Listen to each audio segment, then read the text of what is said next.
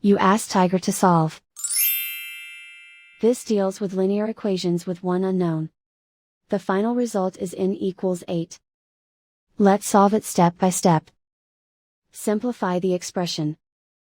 Expand the parentheses. Group like terms. Multiply the coefficients. Simplify the arithmetic.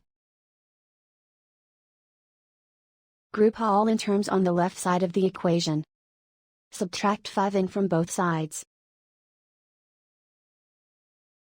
Group like terms.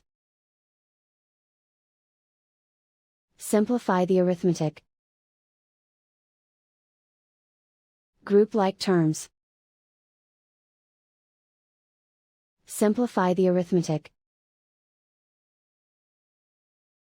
Group all constants on the right side of the equation. Subtract 9 from both sides. Simplify the arithmetic.